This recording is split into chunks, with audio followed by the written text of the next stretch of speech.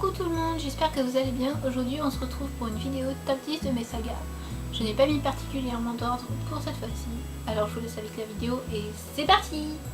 Alors on va tout d'abord commencer par Percy Jackson, donc le premier tome, le voleur de fou. Je vais présenter à chaque fois le premier tome parce que je n'ai pas envie de vous spoiler la suite. Donc Percy Jackson écrit par Rick Riordan. Oui c'est bien ça. Donc là j'ai l'édition publiée aux éditions France Loisirs et je vais vous lire le résumé. Être un demi-dieu, ça peut être mortel. Percy Jackson n'est pas un lycéen comme les autres.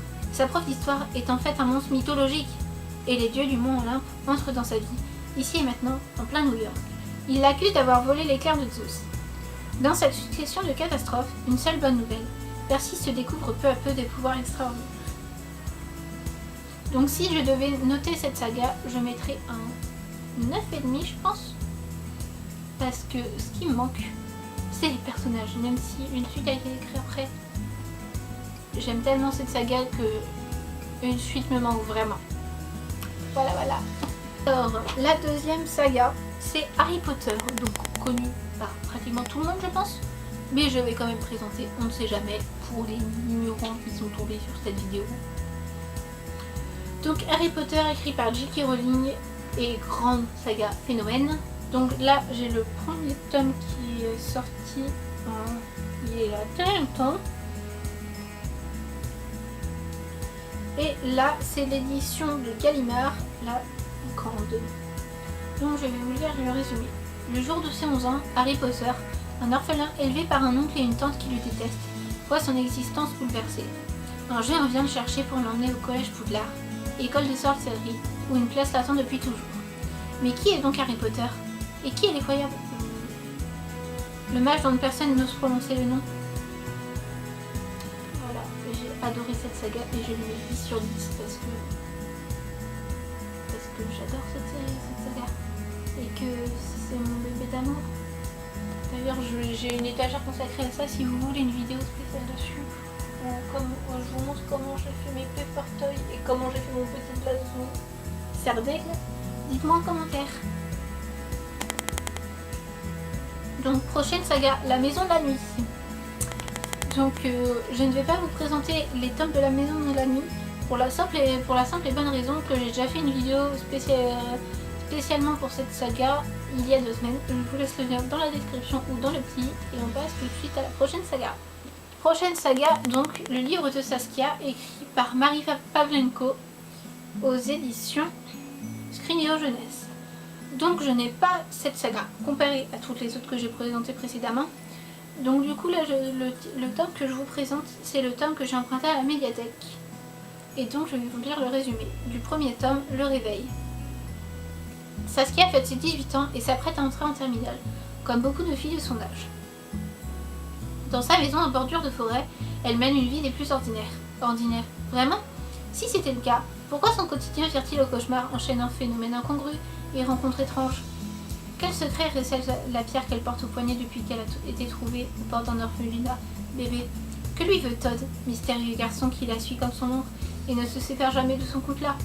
Et Mara, jeune fille froide et distante, qui parle une langue inconnue. Peu à peu, Saskia plonge au cœur d'un monde aussi fascinant que terrifiant, peuplé de créatures ailées, de magie, de combats mortels et de prophéties troublantes. La voici embarquée dans une guerre séculaire dont elle était loin de soupçonner l'existence. Cette saga, je lui mets 10 sur 10 aussi, parce que quand je l'ai lu, je l'ai dévoré en même pas une nuit. Donc je mets un 10 sur 10 à cette saga. The Mortal Instruments.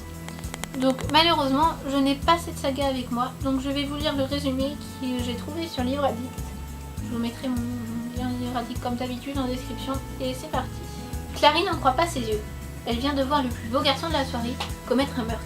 Et détail terrifiant, le corps de sa victime a disparu d'un seul coup. Mais le pire reste à venir. Sa mère a été kidnappée par d'étranges créatures et l'appartement est complètement dévasté.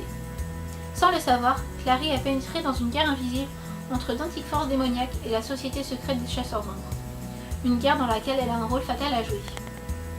Donc cette série est écrite par Cassandra Clare et l'édition que j'aimerais bien avoir est l'édition de Pocket Jeunesse.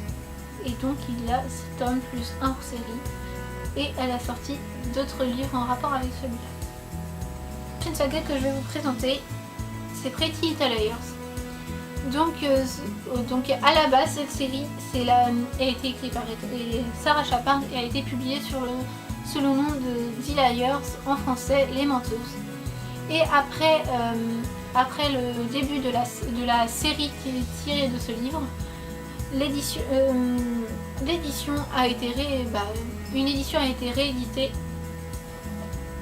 Et après le début de la série, une nouvelle couverture a été éditée avec les actrices en première de couverture et en quatrième de couverture.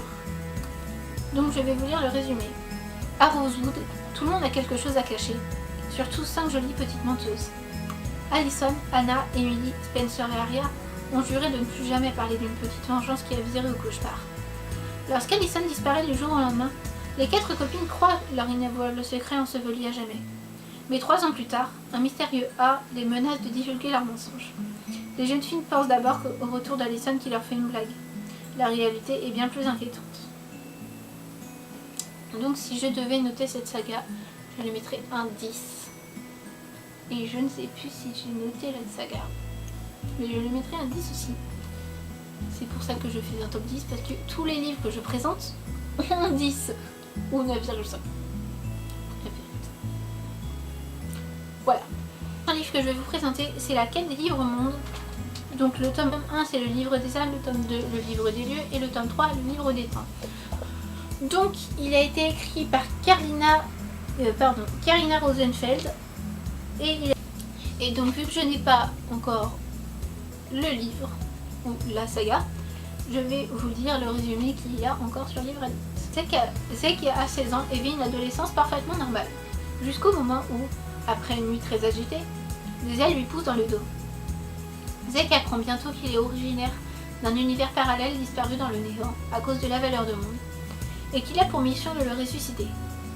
Aidé d'Eden, une jeune fille ailée comme lui, il va retrouver les 3 livres-mondes cachés sur Terre, dans lesquels sont enregistrés les âmes, les lieux et l'histoire de ce monde perdu. Mais cette quête s'annonce hautement dangereuse, car la valeur de monde est bien décidée à terminer ce qu'il a commencé. Je vais donner un 10 à cette saga aussi, parce que je me rappelle encore de l'histoire, alors que ça fait très longtemps que j'ai perdu l'histoire. La première fois que j'ai lu, c'était en CM2 je crois, et maintenant je suis en seconde. Et puis j'aime franchement tout l'univers, etc. Donc je vais lui mettre un 10. Un livre est effacé, et la saga effacée de Terry Terry.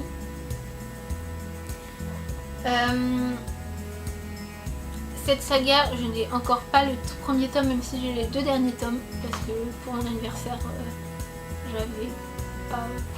j'avais acheté les 2 derniers tomes, j'avais déjà lu le premier, et que je voulais lire les 2 derniers, sauf que j'ai pas acheté le premier encore.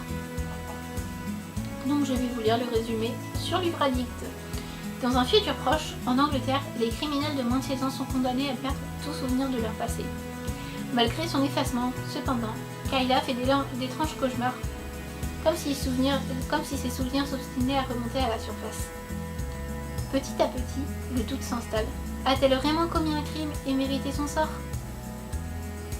La jeune fille n'est pas certaine de vouloir le découvrir, d'autant que sa nouvelle vie de lycéenne lui plaît, et que son passé pourrait s'avérer difficile à supporter. Mais peut-on être soi à 16 ans si l'on ignore d'où l'on vient? Grâce à Ben, effacé lui aussi, et convaincu que l'effacement cache en réalité une gigantesque manipulation, Kayla trouva peut-être la force de partir en quête de sa propre histoire. Donc j'ai adoré cette saga, mais vraiment, si je pouvais lui donner un 11 sur 10, je le pourrais, mais je ne peux pas, donc je vais donner un 10 sur 10. Prochaine saga, After. Oui, After. Donc After, écrit par Anna Todd, a été publié d'abord sur Wattpad, et à la base c'était une fiction sur les One Direction. Oui, une fiction sur les One Direction, sur Harry Styles précisément. Et après que sa fanfiction ait fait phénomène sur Wattpad, plus d'1 milliard de chapitres lus sur Wattpad, comme dit l'édition, Et bah elle a été contactée par plusieurs maisons d'édition et elle a accepté de publier ses livres. Je vous mettrai le nom de son Wattpad et le lien aussi dans la description. Je vais vous lire le résumé. Tessa est une jeune fille ambitieuse, volontaire, réservée. Elle contrôle sa vie. Son petit ami Noah est le gendre idéal, celui que sa mère adore, celui qui ne fera pas de vagues. Son avenir est tout tracé. De belles études, un bon job à la clé, un mariage heureux. Mais ça, c'était avant qu'il ne la bouscule dans le couloir. Lui, c'est Ardin, bad boy, sexy, tatoué, piercé, avec un accent anglais. Il est grossier, provocateur et cruel. Bref, il est le type le plus détestable que Tessa ait jamais croisé. Et pourtant, le jour où elle se retrouve seule avec lui, elle perd tout contrôle. Cet homme ingérable, au caractère sombre, la repousse sans cesse, mais il fait naître en elle une passion sans limite. Une passion qui, contre toute attente, semble réciproque. Initiation, sexe, jalousie, mensonge entre Tessa et Ardin. Est-ce une histoire destructrice ou un amour absolu? L'écriture rythmée d'Anatole rendra accro tous ses lecteurs. Voilà, donc je donne 10 sur 10 à cette saga parce que j'adore cette saga. J'ai tous les tomes là, plus le premier tome de Before, la suite qu'elle a écrit. Et on va passer à la suite. Et le dernier livre est Twilight, donc aussi incontournable. Hein. On va dire que c'est un peu ce qui a bercé mon enfance avec Harry Potter et la Maison de la Nuit. Je ne faisais que les lire en boucle avant de m'intéresser un peu aux autres. Et je sais, j'étais très capricieuse. Donc Twilight, écrit par Stephenie Meyer, se compose de 4 tomes. Fascination, tentation, hésitation et révélation. Et elle a aussi publié une réédition pour le 10e anniversaire de Twilight avec en plus une version inversée, c'est-à-dire que à la place de Bella qui soit un humain et Edward qui soit un vampire, c'est la fille qui est un vampire, donc Edith, et le garçon qui est un humain, donc Beau. Je vous lirai le résumé juste après. Et elle a aussi écrit une nouvelle qui s'appelle L'Appel du sang, donc c'est la seconde vie de Britanner. Donc c'est une nouvelle qui se situe juste entre le tome 3 et 4, car c'est sur un personnage du tome 3. Donc je vais vous lire le résumé de Fascination, le premier tome. Bella, 17 ans, décide de quitter l'Arizona ensoleillé, où elle vivait avec sa mère, pour s'installer chez son père. Elle croit renoncer à tout ce qu'elle aime, certaine qu'elle ne s'habituera jamais ni à la pluie, ni à force, où l'anonymat est interdit. Mais elle rencontre Edward, lycéen de son âge, d'une beauté inquiétante. Quel mystère et quel danger cache cet être insaisissable, aux humeurs si changeantes. À la fois attirant et hors d'atteinte, Edward Cullen n'est pas humain. Il est plus que ça. Bella en est certaine.